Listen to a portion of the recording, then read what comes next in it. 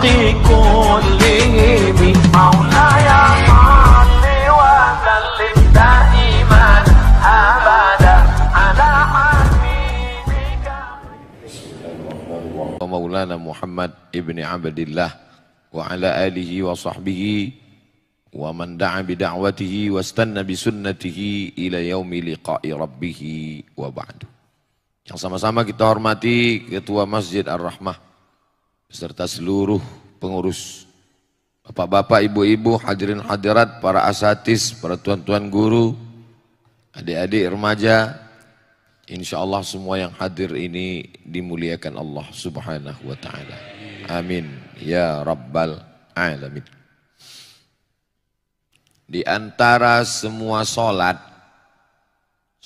subuh, solat zuhur, solat maghrib, solat isya, solat tarawih, solat yang disebutkan dalam 5 waktu itu, solat apa yang ada disebutkan secara spesifik dalam Al-Quran?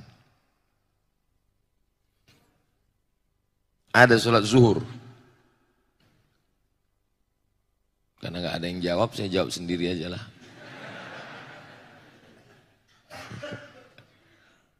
Salat zuhur tak ada. Salat asar, salat maghrib, salat isya. A'udzubillahi minasyaitonir rajim. Aqimis salata liduluki syamsi ila ghasaqil laili wa qur'anal fajr. Inna qur'anal fajri kana mashhuda. Macam-macam terpaksa. Jadi dalam ayat itu disebutkan, dirikanlah salat ketika matahari tergelincir sampai masuk malam, wa qur'anal fajri. Quran fajri diterjemahkan orang Quran di waktu fajar, padahal yang dimaksud dengan Quran al-fajri itu adalah solat subuh. Kenapa solat subuh itu disebut dalam Al-Quran secara spesifik? Karena ayat Al-Quran dibaca yang paling panjang di antara 5 solat adalah solat subuh. Tahajud juga ada disebut Pak Ustadz. Wa minal laili, dari sebagian malam, fatahajjad, bertahajudlah kamu. Nafilatallak, sebagai amal tambahan. Asa ayyab'asaka rabbuka maqamam mahmuda. Mudah-mudahan dengan tahajud itu engkau akan ditempatkan Allah maqamam mahmuda. Maqamam mahmuda artinya tempat yang terpuji. Bukan tempatnya mama-mama muda. Bukan. Kenapa tahajud disebutkan? Karena di antara solat-solat sunat yang paling panjang bacaan ayat Qur'annya adalah solat tahajud. Berapa ayat? Hatta tatafattara qadamahu, sampai bengkak kaki Nabi Muhammad sallallahu alaihi wasallam. Saking lama tegaknya. Kenapa tegaknya lama? Karena ayatnya paling panjang. Apa yang saya maksudkan? Bahwa salat menjadi disebutkan di dalam Quran karena ayatnya panjang. Salat sunat tahajud, salat wajibnya subuh. Muharram, Safar, Rabiul Awal, Rabiul Akhir, Jumadil Awal, Jumadil Akhir, Rajab, Sya'ban, Ramadan, Syawal, Zulqa'dah, Zulhijjah, Januari, Februari, Maret, Agustus, Desember. Bulan apa yang ada disebutkan dalam Al-Quran? Syahrul Ramadan allazi unzila fihil Qur'an. Satu-satunya nama bulan yang disebutkan dalam Al-Quran, bulan Ramadan. Mengapa bulan Ramadan? Karena bulan Ramadan, bulan turunnya Al-Quran. Salat subuh, karena ayat paling panjang. Salat tahajud, karena ayat paling panjang. Bulan Ramadan, karena bulan itu dia turun. Air putih. Kenapa tiba-tiba Ustaz ingat air putih? Baru datang. Setelah diperiksa melalui mikroskop paling canggih di dunia, ternyata air putih ini, ya putih, air mineral. Setelah dibacakan ayat-ayat Al-Quran, maka muncullah molekul-molekul cahaya bergambar bunga persegi 8. Bisa dilihat Pak Ustadz. Kalau tak percaya lihat aja. Gak kelihatan Pak Ustadz, lihat di handphone. Buka www.google.com. Tulis di situ The Miracle of Water. Tulisannya Pak Ustadz, Miracle of Water. Maka di sana akan nampak molekul cahaya yang muncul ketika dibacakan ayat-ayat Al-Quran. Yang menguji, yang ngetes malah bukan orang Islam, orang Jepang. Dia mau melihat apa respon air terhadap bacaan ayat Al-Quran. Salat subuh disebut karena ayatnya paling panjang. Salat tahajud disebut karena ayatnya paling panjang. Bulan Ramadan disebut karena bulan Ramadan dia turun. Air berubah, molekul cahaya muncul, kristal cantik indah karena ayat-ayat Al-Quran. Air merespon. Maka judul kita hidup mulia bersama Al-Quran. Jadi manusia ini di badannya ini cairan. Karena sampai hari ini belum ada manusia ketika jatuh sobek kulitnya yang keluar kabel, itu belum ada. Kecuali dia Robocop sama Transformer. Kalau jatuh keluar darah. Darah itu minyak atau air? Air. Makanya air itu merespon ketika dibacakan ayat-ayat Al-Quran. 3 liter air dalam tubuhnya ini, kalau tumpah dia kekurangan darah, mati. Lalu kemudian habis, hilang, jantung berdegup, berdetak, menyemburkan darah. Darah itu air, air itu merespon ketika dibacakan ayat-ayat Al-Quran. Makanya ketika kita bangun pertama kali dan kita sholat tahajud, ayat Quran banyak supaya darah itu berubah menjadi positif. Begitu juga dengan tahajud, begitu juga dengan subuh, ayatnya juga yang paling panjang, supaya nanti saat melewati, menjalani hari Selasa. Selasa ini betul. Saking lamanya saya sudah keluar nih, lupa hari apa udah. Maka hari Selasa ini insya Allah, karena kita tadi dibacakan ayat yang panjang oleh imam kita, maka kita pun bersemangat. Maka kalau ada orang yang diganggu jin, kerasukan setan, apa dibacakan? Ayat Quran. Belum pernah ada orang kerasukan setan dinyanyikan lagu dangdut. Allahu la ilaha illa huwal hayyul qayyum.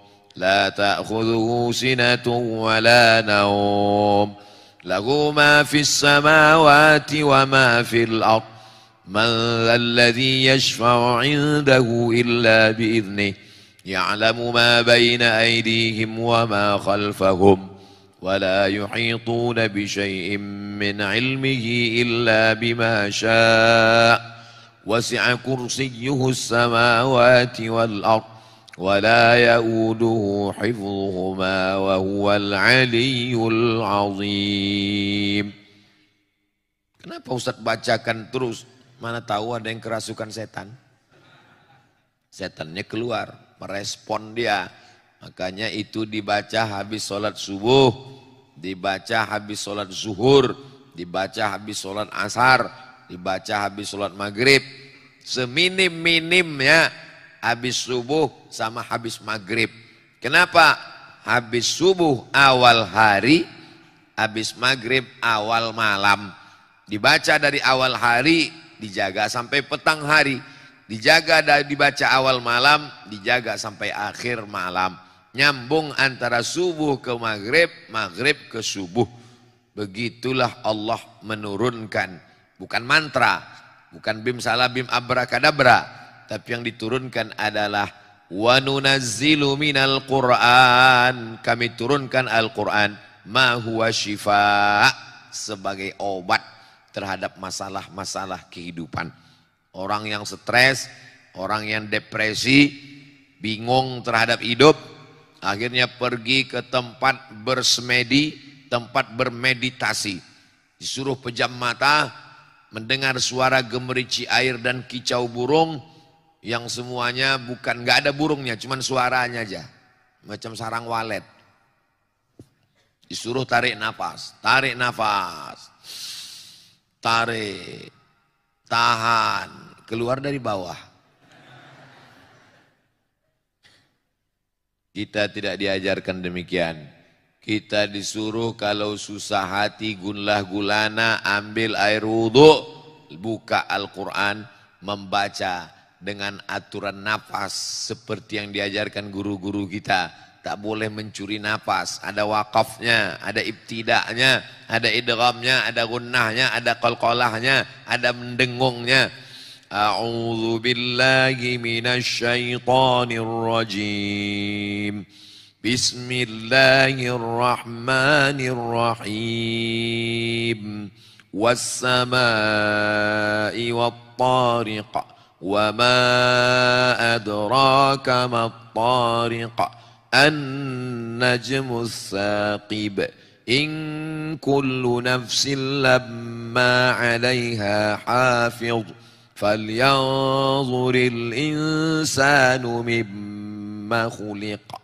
Lama-lama titik-titik itu pun bergerak, dia pun tertidur. Alhamdulillah Ustaz Somad, sejak saya baca Quran ini, cepat sekali saya tertidur. Sebelumnya, jam 2 malam pun mata saya berkedip-kedip, nggak bisa tidur. Kena penyakit insomnia.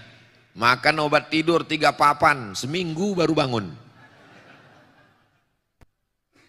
Makanya kalau ada di antara jamaah ini yang tertidur, itu berarti Ustadz berhasil menanamkan ketenangan di dalam hati jamaah.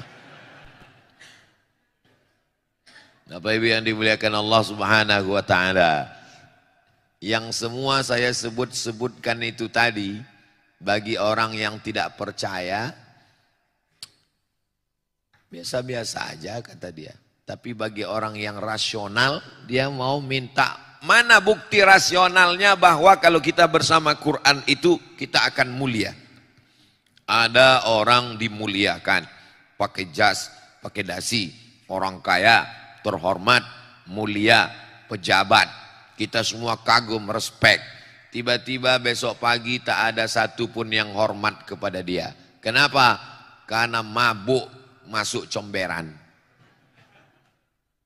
Al-Quran sudah ngasih tahu, innamal khamru wal maisir wal ansab wal azlam, sesungguhnya khamar, judi, menyembelih binatang untuk berhala, mengundi nasib, rijsun najis min amali syaitan, perbuatan syaitan, fajtanibuh, jauhi. Apakah khamar itu dilarang hanya dalam agama Islam? Saudara kita yang ada di Papua, Muslim minoritas, mengeluarkan perda, peraturan daerah tidak boleh mabuk sembarangan. Kalau kita memang nggak boleh mabuk sama sekali, mereka boleh mabuk, tapi ada jam-jam tertentu. Kalau kita nggak boleh mabuk sama sekali. Di Barat, kalau ada orang nyetir, mau artis, mau orang kaya, mau pejabat nyetir, di stop. Lalu kemudian dicek, mulutnya bau alkohol, masuk penjara. Kenapa? Mobilnya kan mobil dia, yang mabuk kan dia. Apa bahayanya? Memang betul. Apa salah saya? Mobil-mobil saya, minuman-minuman saya, yang mabuk kan saya. Apa urusan saya? Memang betul. Tapi kalau mobil kau melintang di jalan tol, semua orang mati. Efeknya kepada orang lain. Jadi kalau orang Islam yang bertanya, jawabannya ada. Kalau orang tidak Islam yang bertanya, jawabannya jelas. Maka dengan turunnya Al-Quran, mulialah manusia, tidak jatuh dalam khamar. Khamar itu di Arab itu murah sekali anggur. Waktu saya kuliah di Mesir, musim panas, anggur itu sekilo cuman 2 pon. 1 pon 2.000 rupiah. 2 pon berarti 4.000 anggur yang kecil-kecil yang mahal kalau dijemur kering jadi kismis zabib itu. Pulang saya tahun 2002, lihat orang jual jambu pinggir jalan, saya tanya, berapa? 25.000. Anggur 4.000. Jambu 25.000. Gemah ripah loh jenawi, tongkat dan batu jadi tanaman. Untayan zamrud katulistiwa. Apa maknanya? Padahal gurun pasir, kering kerontang, panas, murah sekali buah-buahan. Jadi anggur itu saking banyaknya, dimasukkan ke dalam kotak kayu zaman dulu, diinjak rame-rame, yang busuk-busuk itu diinjak, lalu kemudian ditampung. Setelah ditampung, disaring, dibiarkan selama seminggu melalui proses fermentasi. Maka jadilah dia khamar. Cairan anggur boleh diminum. Tapi kalau sudah melewati fermentasi, seperti air tape dia, maka jatuh jadi haram karena di dalamnya sudah mengandung alkohol. Bukan bahasa Arab. Alkohol, almari, alpokat itu bukan bahasa Arab. Apalagi aluminium. Dia zat yang muncul dengan sendirinya karena proses fermentasi, itulah menyebabkan dia haram. Jadi di dalam Al-Quran itu yang ada disebutkan khamar. Khamar itu cairan anggur. Bagaimana dengan ganja? Bagaimana dengan sabu? Bagaimana dengan opium? Tidak ada disebutkan dalam Quran. Lalu pengambilan dalil hukumnya jadi haram bagaimana? Quran. Dalam Quran tak ada. Hadis. Dalam hadis tak ada. Ijma'. Dalam ijma' tak ada. Yang 4 namanya qiyas, bukan kisos. Qiyas menetapkan sesuatu yang belum ada hukumnya kepada sesuatu yang sudah ada hukumnya dengan melihat persamaan antara keduanya. Yang sudah ada hukumnya cairan anggur, yang belum ada hukumnya ganja. Melihat persamaan antara keduanya, sama-sama menghilangkan akal. Orang kalau sudah minum khamar, pulang dia ke rumah, tak bisa dibedakannya mana bininya, mana bini tetangganya. Orang kalau sudah pakai ganja, maka fly hanyut terbang ke awan. Alah, Ustadz kayak pernah aja, kata yang nyoba. Kata orang yang sudah mencoba, ingin juga mabuk, mau beli ganja tak ada uang, mau beli sabu nggak ada uang, mau beli narkoba nggak ada uang, akhirnya dibelilah kopi dicampur dengan spiritus. Diminum, alhamdulillah mati, bukan mabuk. Karena kadar yang bisa memabukkan paling tinggi 20%. Saya pergi ke mall, saya cari yang tempat barisan jual minuman keras, saya cek satu-satu. Oh 5%, oh 2%, paling tinggi 20%. Mereknya nggak boleh sebut, nanti dia iklan gratis. Lewat dari 20%, takarannya tidak sesuai, namanya miras oplosan, diminum, mati. Dunia tak dapat, akhirat melayang. La yazni zani hina yazni wa huwa mu'min. Orang berzina tidak akan berzina kalau ada iman dalam dirinya. Wa la yashribu syaribu hina yashrabu wa huwa mu'min. Orang yang minum khamar tak akan minum khamar kalau ada iman dalam dirinya.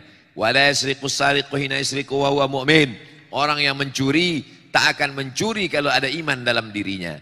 Maka orang yang mabuk, orang berzina, orang mencuri berarti imannya lepas. Hadis ini diriwayatkan oleh Abdullah bin Abbas. Datanglah muridnya namanya Ikrimah. Siapa nama periwayat hadis tadi? Memang kalau belum sarapan susah ngingat memang. Datanglah muridnya namanya Ikrimah. Wahai guruku Abdullah bin Abbas, iya, katanya orang yang mabuk imannya lepas, orang yang mencuri imannya lepas, orang yang berzina imannya lepas. Betul. Apakah iman itu bisa lepas dari badan? Abdullah bin Abbas menjawab dengan bahasa tubuh, syabbaka baina asabi'ihi, dijalinnya jari jemarinya. Summa naza'ahu, dilepaskannya. Hakadha yunza'ul iman, beginilah iman itu lepas dari badan. Ketika orang sedang mabuk, beginilah iman itu lepas dari badan. Hina taba, ketika dia bertobat, iman masuk lagi ke dalam. Saat dia mabuk, lepas iman keluar dari badan. Jadi kalau ada orang mabuk, sakau, narkoba, ganja, mati, imannya dalam keadaan lepas. Masuk neraka jahanam, khalidina fiha abada. Kehormatan dunia hilang, kehormatan akhirat melayang. Allah Subhanahu wa taala memberikan kemuliaan pada kita. Jangan hilangkan kemuliaan dengan perbuatan yang diharamkan Allah dalam Al-Qur'an. Subhanalladzi asra bi'abdihi laylan minal masjidil haram. Al-masjidil haram, masjid yang mulia. Tanah haram, tanah yang mulia. Khamar haram, khamar yang mulia. Haram itu diambil dari kata hurmatun. Hurmatun artinya kehormatan, kemuliaan, keagungan. Al-masjidil haram, masjid yang mulia. Ini tanah haram, jangan macam-macam, tanah mulia. Khamar haram, khamar mulia. Maksudnya kalau diminum maka hilanglah kehormatan orang. Saat belum minum dia dihormati. Begitu dia sudah minum, senyum sendiri, ketawa sendiri. Saya awalnya saya respect dengan bapak itu dulu Pak Ustadz. Hormat sekali saya. Sejak ketemu mabuk. Ente kok bisa ketemu? Sebetulnya kami sama-sama mabuk. Sejak itu saya kurang hormat saya Pak Ustadz. Sama Ustadz pun saya hormat karena sama Ustadz nggak mabuk inilah. Kalau Ustadz mabuk pun saya nggak hormat lagi kata dia. Rupanya dia pun ngomong tuh sedang mabuk juga. Bapak Ibu yang dimuliakan Allah Subhanahu wa taala. La taqrabuz zina. Janganlah kamu dekati zina. Khamar jelas innamal khamru. Tapi kalau zina tadi bunyi ayatnya lain. La taqrabuz zina. Jangan dekati zina. Ya ayatnya tidak mengatakan jangan berzina. La taqrabuz zina. Jadi ketika itu ada seorang ahli ibadah. Tinggalnya di Som'ah. Makanannya diantar. Dia tidak keluar untuk cari makanan. Pakaiannya dijemput, dicucikan keluar. Kerjanya beribadah aja. Tiba-tiba ada seorang kakak, adik, 2 orang. Mau berperang melawan musuh. Tapi punya seorang adik perempuan. Adik perempuan kita ini nanti siapa yang jaga kalau kita perang? Oh, kalau gitu kita titipkan ke pedagang. Jangan, dijualnya adik kita ini nanti. Kita titipkan ke si Anu. Jangan, saya nggak percaya. Kalau gitu kita titipkan ke ahli ibadah itu. Ini ceritanya kalangan Bani Israel. Buka dalam tafsir Al-Quran. Pembahasan tentang ayat La taqrabuz zina. Jangan dekati zina. La tattabi'u khutuwatis syaitan. Jangan ikuti langkah-langkah setan. Kalau gitu kita titipkan aja ke ahli ibadah. Ya, dititipkanlah ke tempat si ahli ibadah. Tuan ahli ibadah, ya, kami mau perang melawan musuh. Ya, adik kami ini kamu yang jaga. Oke, dibuatkanlah rumah kecil di samping tempat ibadah. Lalu dia pun beribadah. Cara setan pertama merusak ahli ibadah.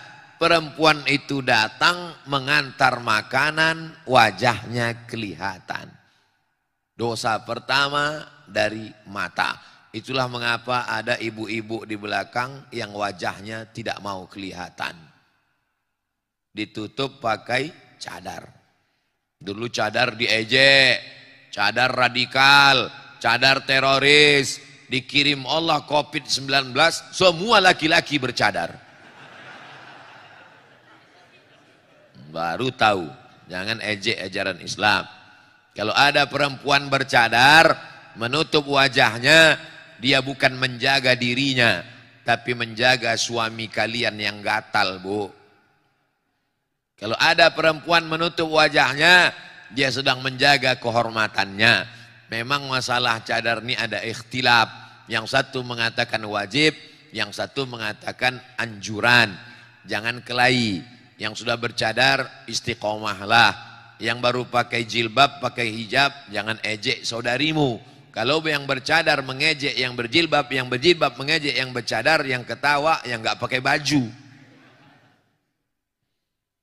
Maka mulai mengantar makanan. Melihat wajahnya, jemput pakaian, maaf beribu maaf, lama-lama digoda setan orang ahli ibadah tadi, dia pun berzina dengan perempuan itu. Setelah berzina, perempuan itu mengandung. Dia takut kalau perempuan ini nanti mengadu, kakaknya pulang, dia dibunuh. Maka diracunnya perempuan itu, digalinya tanah di dalam tempat ibadah, dikuburnya di dalam. Ketika kakaknya pulang, bertanya, mana adik kami? Saya enggak tahu, saya sibuk dengan beribadah, tiba-tiba adikmu hilang. Sampai akhirnya suatu malam dia bermimpi. Dalam mimpi itu dia bertemu dengan adiknya. Adiknya mengatakan bahwa dia sudah dibunuh. Kalau engkau mau tahu wahai kakakku, maka galilah tempat ibadah itu, jenazahku ada di dalam. Dia percaya dengan mimpi yang baik itu, karena itu ilham dari Allah Subhanahu wa taala. Maka dia minta gali, digali, ditemukanlah rupanya adiknya sudah mati menjadi tulang belulang dalam keadaan hamil karena ada janin di dalam. Maka dihukum mati. Semuanya berawal dari pandangan pertama, ngomong, kedekatan, langkah-langkah setan. Begitulah Allah menjelaskan, la taqrabuz zina, jangan dekati zina. Jadi kalau ada ustadz yang melarang, kalian jangan tukar-tukaran nomor, kalian jangan satu grup WhatsApp, orang SMS aja kok, WA aja kok, apa hubungannya? Kalian jangan jalan berduaan. Ustadz suuzon, ustadz pula dia bilang suuzon. Itu bukan ustadz yang melarang, Allah melarang. Nazratun berawal dari pandangan.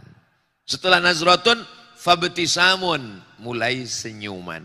Setelah senyuman, fasalamun, mulai say hello, hai. Setelah salam, fakalamun, mulai ngomong. Setelah ngomong, mau'idun, janji. Setelah janji, faliqaun, pertemuan. Ada 6 langkah setan. Berawal dari mata, senyuman, salam, ucapan, pertemuan, janjian. Setelah itu terjadilah apa yang terjadi. Maka tutuplah dari awal. Ketika melihat, tundukkan pandangan. Maka di masjid ini tidak ada laki-laki yang bisa melihat perempuan. Kenapa? Karena semua laki-laki melihat saya, kecuali saya. Dan di masjid ini tidak ada perempuan yang bisa melihat wajah laki-laki. Kenapa? Karena semua ibu-ibu hanya bisa melihat tengkuk bapak-bapak.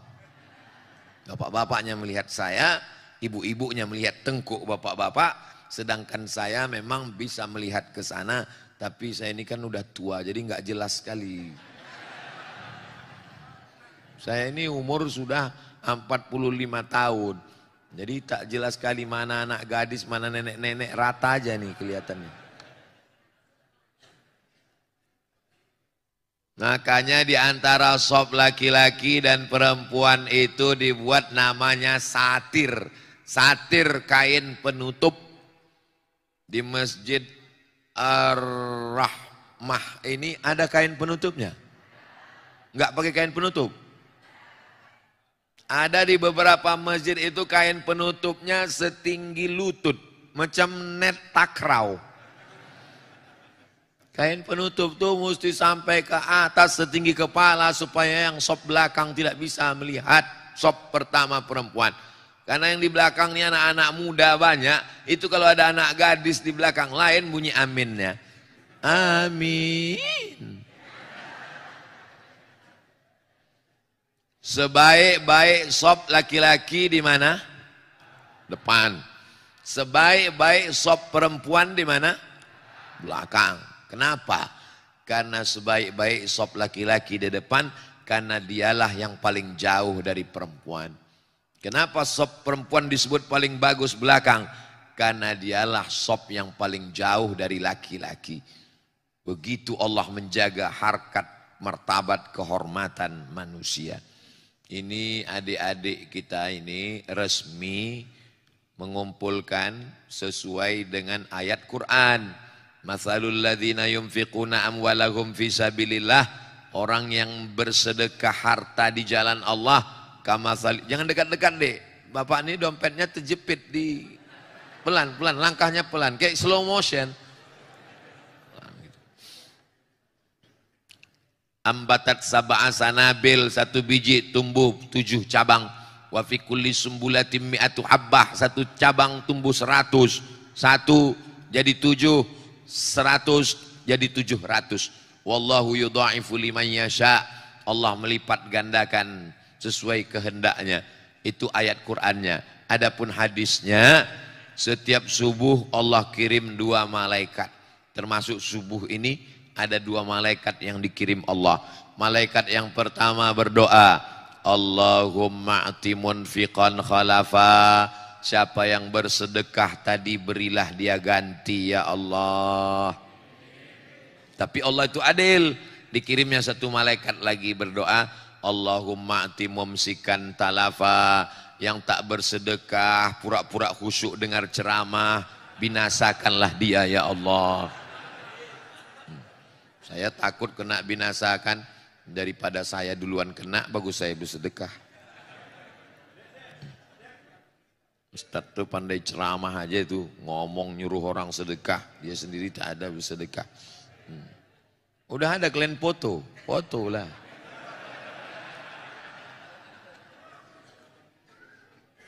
Hadisnya ada dalam Sahih Al-Bukhari. Katanya, kata Nabi Muhammad SAW, setiap subuh Allah kirim 2 malaikat turun. Malaikat yang pertama berdoa, Allahumma a'ti munfiqan khalafa. Bapak ibu yang bersedekah tadi berilah dia ganti ya Allah. Malaikat satu lagi berdoa, Allahumma a'ti mumsikan talafa. Yang tak mau bersedekah maka binasakanlah dia ya Allah. Lepas saya sudah. Adapun bapak ibu terserah kalian lah, saya tak pikirkan lagi. Mau binasa kalian bukan urusan saya. Nah, cepat kalian jalan, orang ini takut binasa nih. Bapak ibu yang dimuliakan Allah Subhanahu wa taala, kita doakan anak-anak muda ini nanti menjadi pejuang di masa akan datang. Bapak ibu masih yakin masjid saya ingat, cuma pura-pura lupa biar jamaah nih.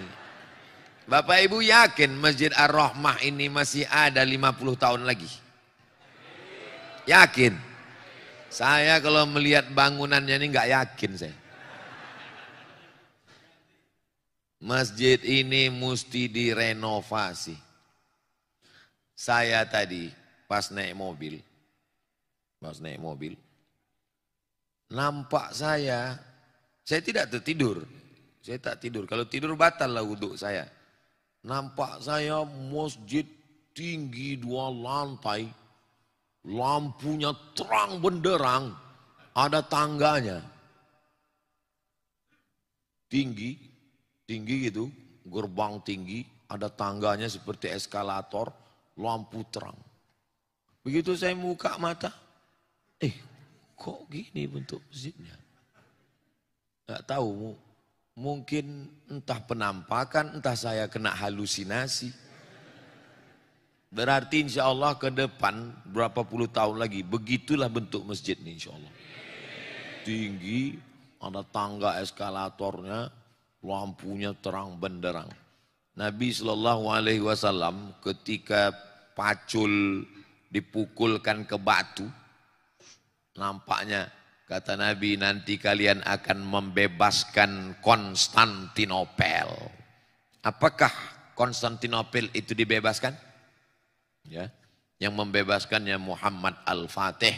Jadilah dia kota namanya Istanbul. Semua mesti berawal dari mimpi-mimpi.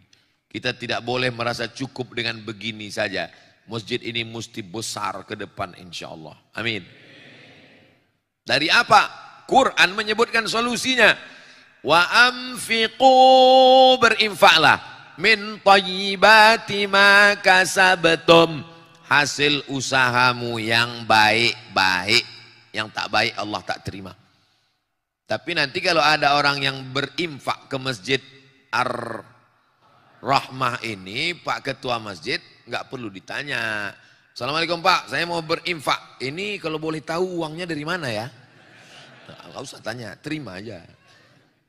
Kalau duitnya duit korupsi Pak Ustadz, nggak usah kita tanya-tanya. Duit korupsi sama duit halal kan warnanya sama-sama merah. Bukan kalau duit korupsi hitam, enggak. Terima aja duitnya semua. Semua itu diterima, dibangunkan ke masjid segala macam. Yang penting kita menerimanya lillahi ta'ala. Kita tidak ada unsur apapun, tidak ada kepentingan dunia.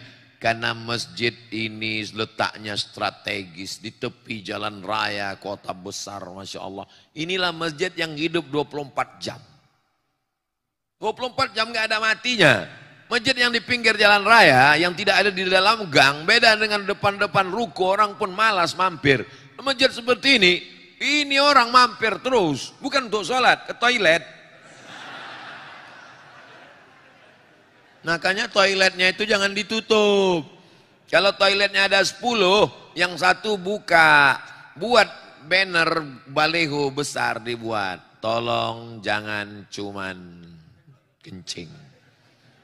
Jangan sampai kalian nanti wahai saudaraku lewat di masjid mati menghadap Allah, ditunjukkan buku catatan amalnya, mampir ke masjid, mampir ke masjid, mampir ke masjid, keterangan kencing, kencing, kencing, kencing. Buat di situ kotak sedekah dari besi, ditempelkan ke dinding, dilas. Karena kalau tidak ditarik orang. Pernah kami buat Pak Ustadz, dicopot orang tuh sama tiang-tiangnya sekalian. Nah, buat tiang yang lebih besar sekali.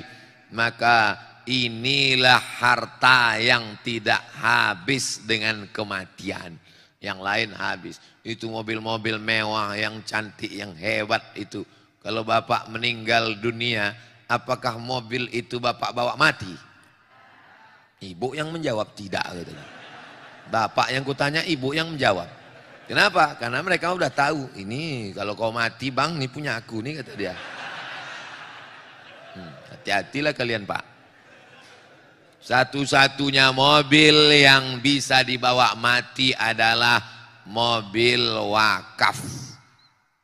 Maka wakafkanlah mobil itu untuk Masjid Ar-Rahmah. Pak Ketua Masjid, ini Ustadz Somad ini ceramahnya. Kalau mobil itu diwakafkan ke kami, nanti Ustadz pulang banyak sekali nanti mobil nggak muat parkirnya, dijual Pak Ketua. Mobil-mobil nanti dari mereka ini, saya yakin setelah selesai pengajian ini banyak yang nyerahkan mobil nanti. Mobil itu dijual. Oh, jadi wakaf itu boleh dijual Pak Ustadz. Wakaf itu boleh dijual, tapi nggak boleh habis. Kalau habis namanya infak. Kalau nggak habis namanya wakaf. Semen, batu bata, kerikil, itu namanya infak. Wakaf. Kalau habis, contohnya lilin. Assalamualaikum Pak Ketua Masjid, saya mau ngasih lilin. Itu infak apa wakaf? Infak, karena lilin kalau dibakar kan habis. Nggak bisa dia mesti kekal abadi. Mobil nggak habis. Mobil buktinya dijual habis. Angka nominal uangnya, mobil itu dihargai 200 juta, jual. Uang 200 itu dibelikan ke semen, batu bata, batu kerikil, keramik, dibangunkan ke masjid. Maka ada istilah wakaf nuqud, namanya wakaf uang. Jamaah dimanapun berada, dari Sabang sampai Papua, belilah sertifikat wakaf uang untuk pembangunan Masjid Ar-Rahmah. Satu sertifikat harganya 100.000.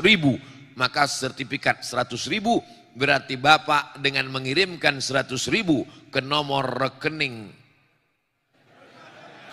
Ada dibuat. Cemana kita mau mengiklankan Masjid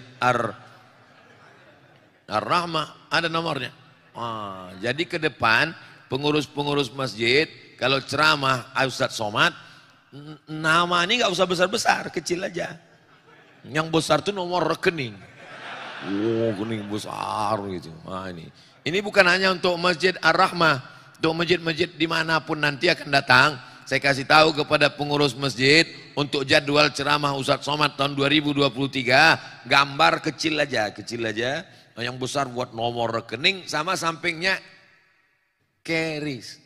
Jadi jamaah tinggal yang malas-malas nulis dia langsung langsung tulis, langsung Masjid Ar-Rahmah Bank Syariah Indonesia. Orang kita ini paling malas nulis. Jadi dia maunya langsung aja, langsung Masjid Ar-Rahmah BSI, nomor transfer, nomor pilihan, buat paling atas 1 miliar.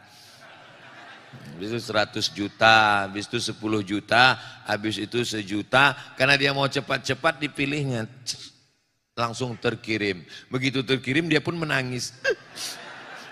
Katanya.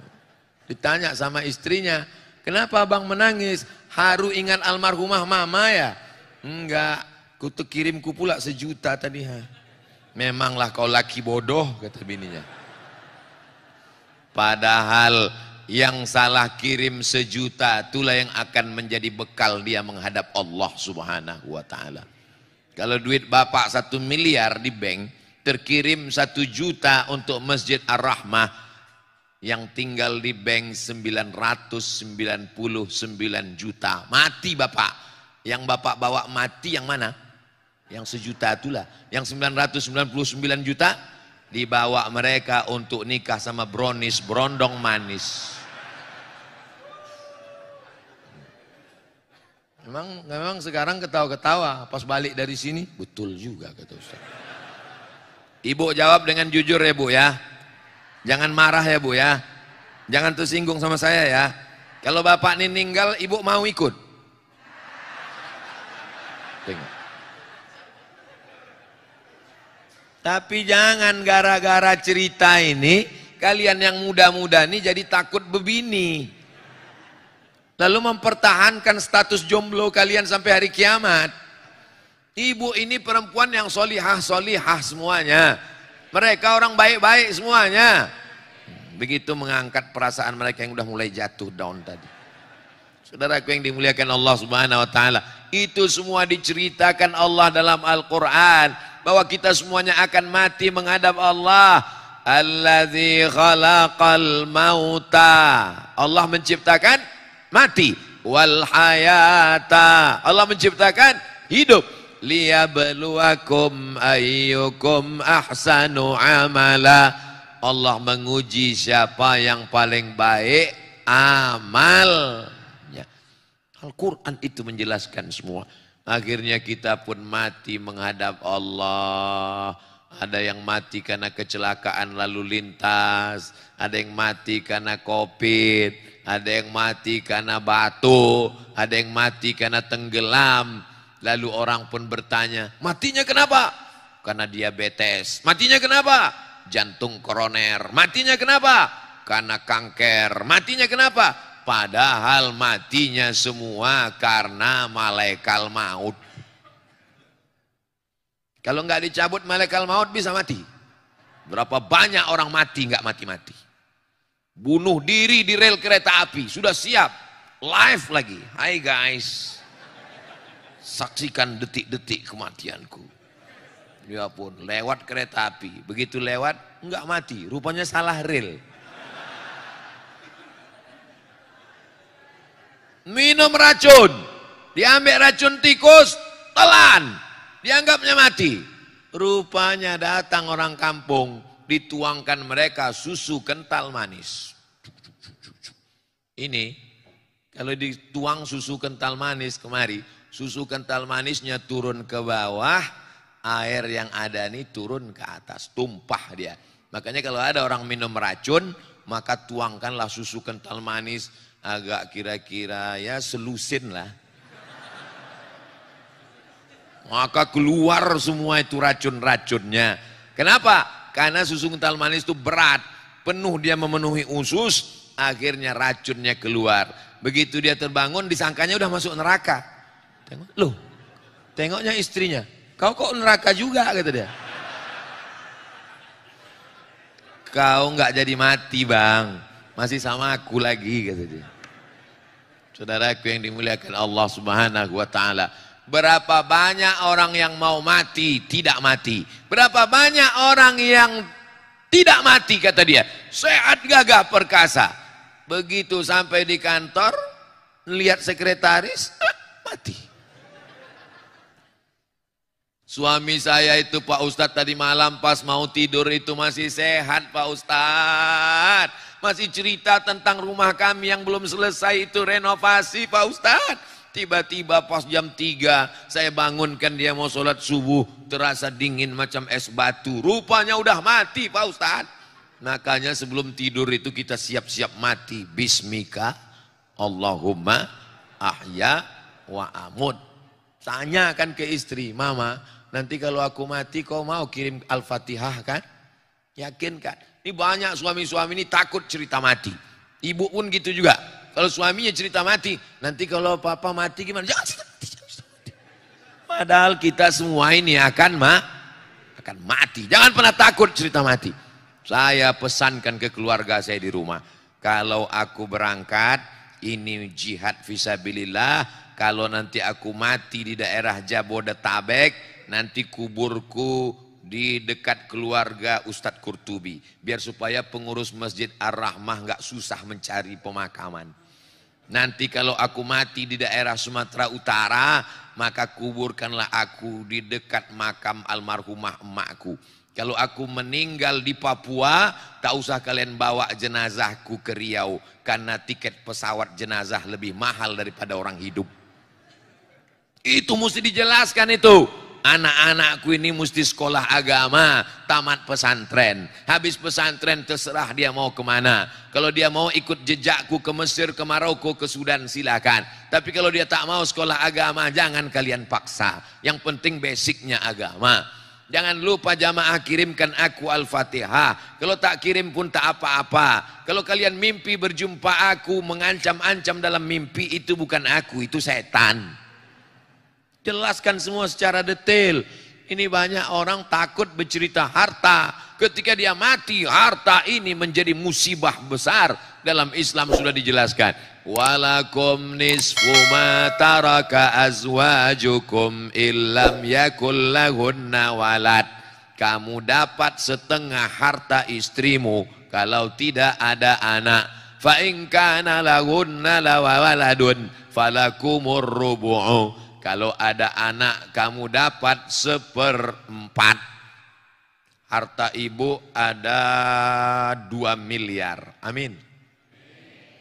Ninggal. Bapak dapat 1 M kalau enggak ada anak. Kalau ada anak, bapak dapat 1/4. Berapa Pak? Alah, pura-pura lupa. Bapak dapat 500 juta kalau ada anak. Yang 1,5 M dibagi kepada ahli waris anak-anak. Lidzakari mithlu hazzil unsayain. Lalu yang ibu bawa mati yang mana? Yang dibawa mati itulah yang masuk dalam kantong yang 2.000 perak tadi. Itulah yang bawa mati. Tanya sama malaikat. Hai Abu Bakar Siddiq, ya, kau mati bawa apa? Abu Bakar Siddiq mati membawa emas 1 bongkah waktu dia hijrah bersama Rasulullah SAW. Kemungkinan besar 1 bongkahnya itu sekilo. 1 gram emas sekarang harganya 1 juta berapa gitu. Tapi karena kita udah lama kenal 1 juta aja lah. 1 juta kali sekilo 1 miliar. 1 kilo itu kan 1000 gram. Kali 1 juta 1 miliar dibawanya menghadap Allah. Hai Utsman bin Affan, berapa yang kau bawa? Bermiliar-miliar.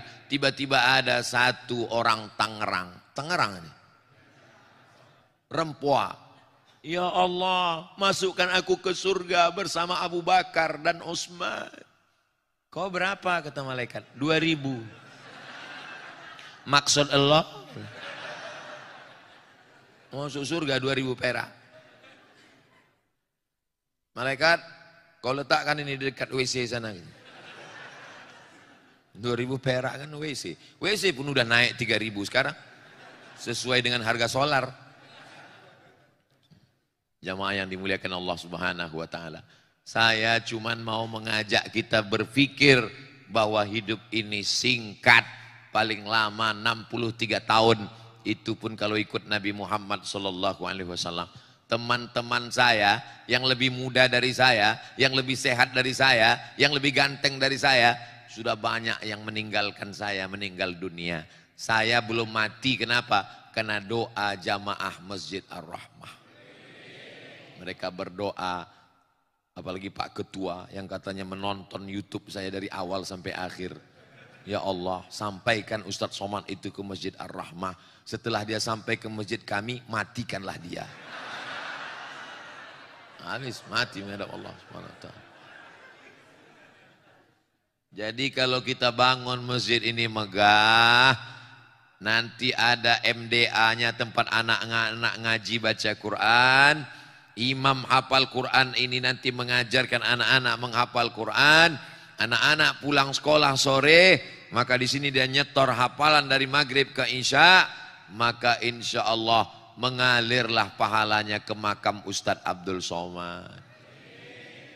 Lihatlah tulusnya hati jamaah ini. Padahal saya bilang mengalirnya ke makam saya. Nggak ada saya bilang ke makam dia. Amin katanya. Padahal ke makam dia belum tentu. Tapi karena hatinya tulus mengaminkan, apa kata malaikat? Amin. Kabulkan doa orang ini. Kau dapat yang sama seperti yang kau aminkan.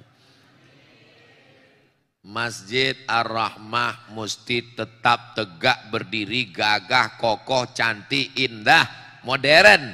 Supaya anak-anak kita di masa akan datang tidak meninggalkan Islam. Mau Bapak Ibu Masjid Ar-Rahmah ini jadi mall? Bisa saja terjadi. Kong kali kong mereka karena tidak dididik agama, dirusaknya surat akad. Yang dulu wakaf dirubahnya jadi hibah. Kalau wakaf tidak bisa, tapi kalau dirubahnya jadi hibah, didatanginya orang yang mewakafkan tanah ini, lalu dia pun berbisik, dirubah, tanah ini jadi hibah. Kalau hibah bisa berubah, akhirnya mereka kong kali kong, dihibahkan, dijual tanah ini, berdiri mall. Mau apa kita? Tidak ditanamkan akidah. Di mana ditanamkan akidah? Di dalam masjid. Saya bangga di Masjid Ar-Rahmah ini. Walaupun tadi kata Pak Ketua Masjid, katanya yang hadir tua-tua. Buktinya anak muda banyak. Mana anak muda kok? Anak-anak muda hadir. Anak muda kalau dia mau ke masjid, maka itu insya Allah selamatlah dunia akhirat insya Allah. Tadi saya mulai tausiah ini jam 5 kurang 10. Sekarang sudah jam 6 kurang 15. Berarti saya sudah menyampaikan 55 menit. Sisanya kita baca ini. Nanti selesai saya baca ini kita baca doa. Habis baca doa kita sholat sunat isyraq 2 rakaat. Dapat pahala haji dan umroh. Sholat subuh berjamaah. Duduk berzikir mengingat Allah. Sampai terbit matahari. Sholat sunat isyraq 2 rakaat. Begitu semua Bapak Ibu sholat sunat isyraq, saat itulah saya pulang. Karena itu saat yang aman untuk pulang. Terkait infak sodakoh yang paling afdol, apakah mendahului orang-orang penghafal Quran?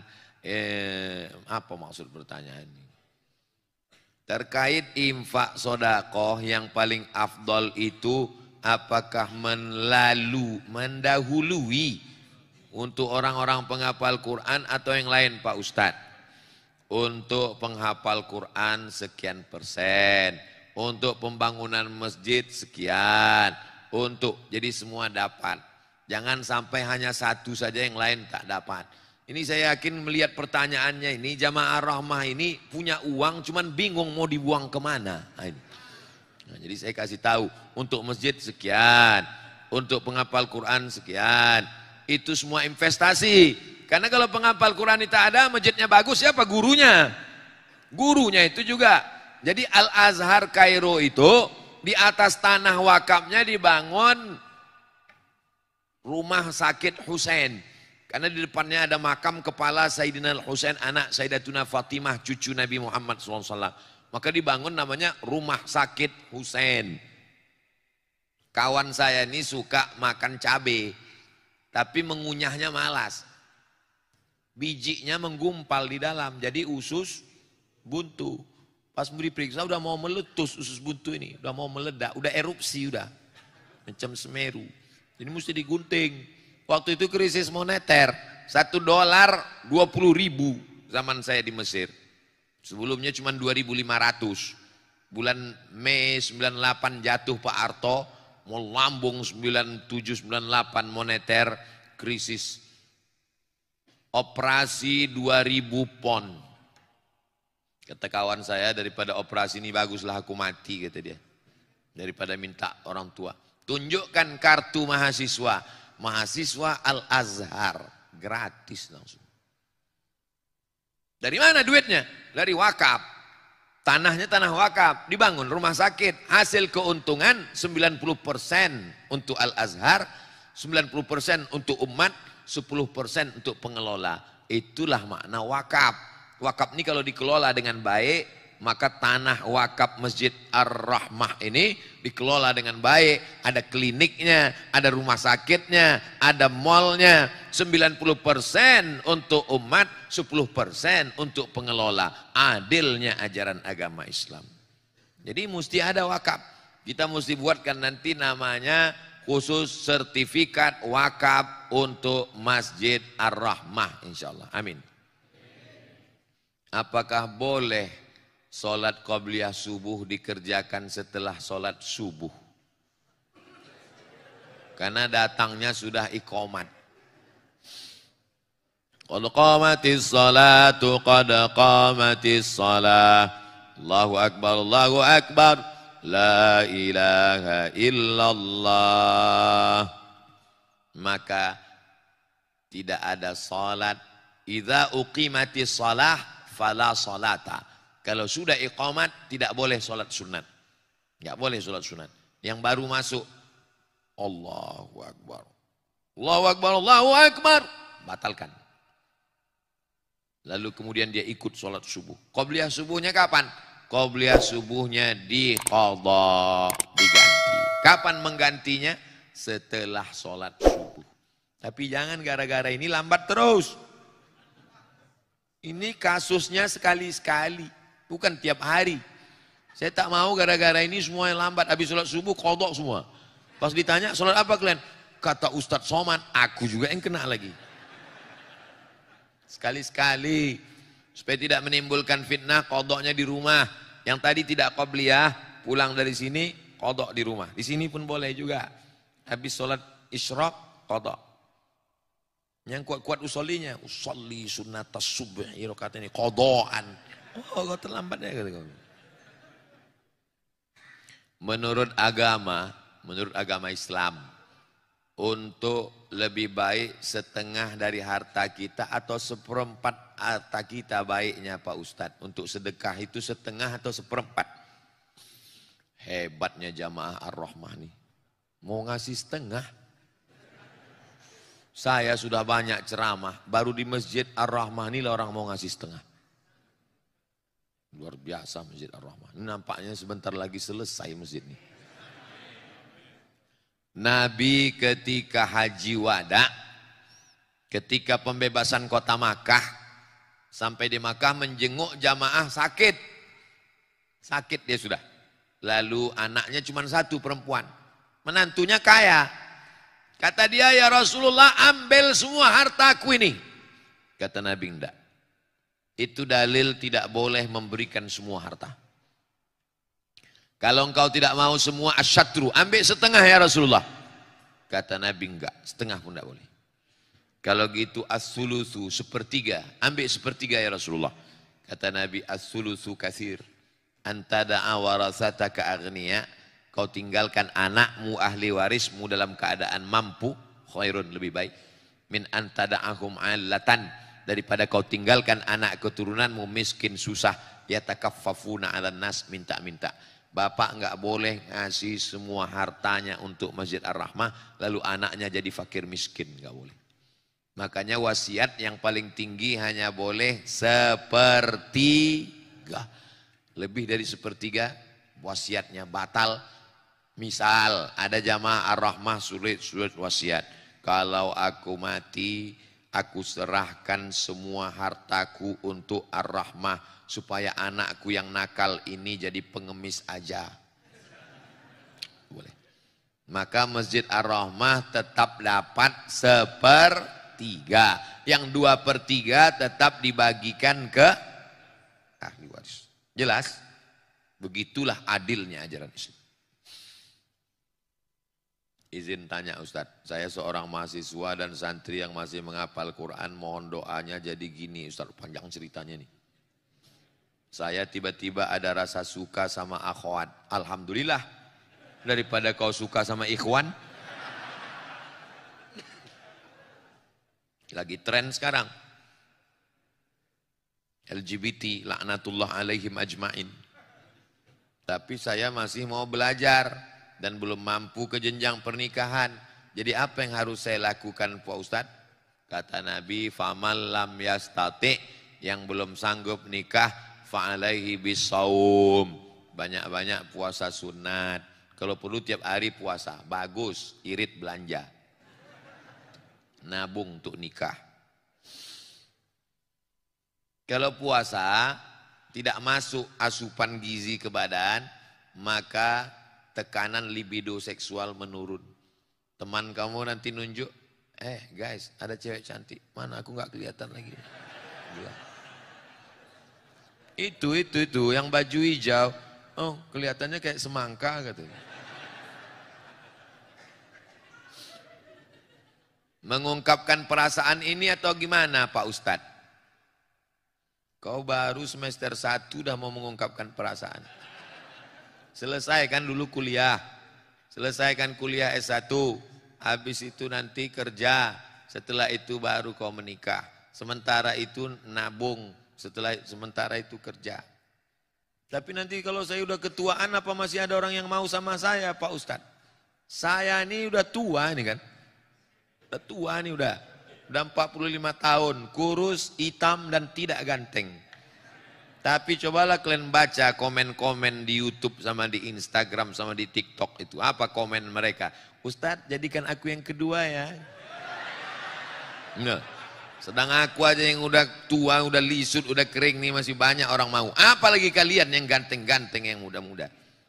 Jadi yang penting fokus aja kalian belajar.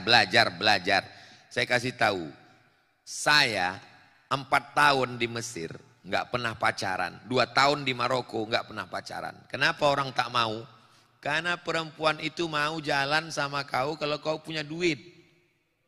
Kalau kau punya duit tak ada perempuan mau. Kalau ada perempuan mau kau tak punya duit, itu perempuan bodoh. Betul tak Bu? Jelas. Saya minta pendapat, pandangan dan solusi dari Ustadz. Udah jelas tuh, jelas solusinya tadi. Jelas, serius saja belajar. Mana yang lebih diutamakan, hak dulu atau kewajiban? Ibu sama bapak ini punya, bapak terhadap ibu ada kewajiban. Kewajiban bapak kasih ibu makan. Ibu udah makan? Kenapa kalian tak kasih makan? Yang kedua, kasih mereka pakaian. nampaknya pakaian ibu sudah bagus. Mudah-mudahan jilbabnya cepat lunas. Yang ketiga, kasih mereka tempat tinggal. Alhamdulillah. Yang keempat, beri mereka pendidikan. Yang kelima, beri mereka perhatian. Kalau nanti mereka pulang, gimana mama apa? Belum pernah aku melihat perempuan seperti kamu. Dalam perempuan, dalam hati jeleknya. Itu dia. No, perhatian, dia perlu dipuji, dia perlu diberikan respon, dia perlu diberikan sesuatu. Itu kewajiban bapak, tapi bapak juga punya hak untuk dilayani, maka dia sejalan bersama. Jadi bapak tidak hanya menuntut, tapi juga bapak memberikan. Insya Allah mereka akan memberikan yang terbaik, kalau bapak juga memberikan yang terbaik. Perempuan itu pak, kalau bapak berikan yang terbaik, apa kata mereka? Jangankan hartaku, nyawaku akan kuberikan untukmu pak. Tapi kalau kau macam-macam, gitu. Iya kan bu? Tengoklah jujurnya mereka. Mudah-mudahan kita semua selalu dalam ridha Allah. Dibukakan pintu rezeki untuk berwakaf, berinfak dan bersedekah. Istiqomah dalam iman dan Islam. Anak-anak kita soleh solihah, dijaga Allah dari narkoba, dijaga Allah dari LGBT. Indonesia ini aman, tentram, diberikan pemimpin yang adil dan amanah. Ala hadhihin niyah, untuk niat yang baik-baik ini. Al-Fatihah. A'udzubillahi minasyaitonirrajim. Bismillahirrahmanirrahim. Alhamdulillahirabbil alamin. Arrahmanirrahim. Maliki yaumiddin. Iyyaka na'budu wa iyyaka nasta'in. Ihdinas shiratal mustaqim. Shiratal ladzina an'amta 'alaihim ghairil maghdubi 'alaihim waladdallin. Amin. Rabbana fir lana dzunubana, ampunkan dosa kami, wali abaina, ayah kami, wali ummahatina, mak kami, wali azwajina, pasangan hidup kami, wali dzurriyyatina, anak-anak keturunan kami, wali man hadarana, semua jamaah kami yang hadir pengajian ini, wali man ghaba anna, yang tak dapat hadir sudah berniat baik tapi karena ada satu dan lain hal, ampunkan dosa-dosanya ya Allah. Allahumma aftah lana abwabar rizqi, bukakan untuk kami pintu-pintu rezekimu ya Allah, supaya kami dapat berwakaf, berinfak dan bersedekah. Allahumma dafa'anna al-ghala wal waba wal fahsya wal riba wal zina wal munkar. Selamatkan negeri kami dari malapetaka, bencana, riba, zina, perbuatan keji dan munkar. Allahumma ja'al abna'ana min hufazil Quran, jadikan anak-anak kami menjadi para penghafal Quran. Allahumma khtim lana bi husnil khatimah, tutup umur kami dengan husnul khatimah. Ya Syafi ya Kafi ishfi mardana, engkau maha menyehatkan, menyembuhkan, sehatkan saudara kami yang sakit. Allahumma arzuqna rizqan halalan tayyiban mubarakan fih. Allahumma ja'alna min mu'ammiri masajidik, jadikan kami, anak cucu kami, orang yang memakmurkan masjid, membangun masjid, melaksanakan sholat berjamaah, istiqamah sampai mati menghadapmu ya Allah. Allahumma khtim lana bi husnil khatimah wa la takhtim alaina bi su'il khatimah. Allahumma ja'al akhira kalamina, jadikan akhir kalam kami saat kami menghadapmu, yang keluar dari lisan kami la ilaha illallah Muhammadur Rasulullah sallallahu alaihi wasallam. Rabbana atina fid dunya hasanah wa fil akhirati hasanah wa qina adzabannar. Wa sallallahu ala sayyidina Muhammad wa ala alihi wa sahbihi wa sallam, walhamdulillahi rabbil alamin. Taqabbalallahu minkum minna wa minkum taqabbal ya karim. Terima kasih segala perhatian. Mohon maaf banyak kata-kata tidak berkenan di hati, menyinggung perasaan. Wassalamualaikum warahmatullahi wabarakatuh.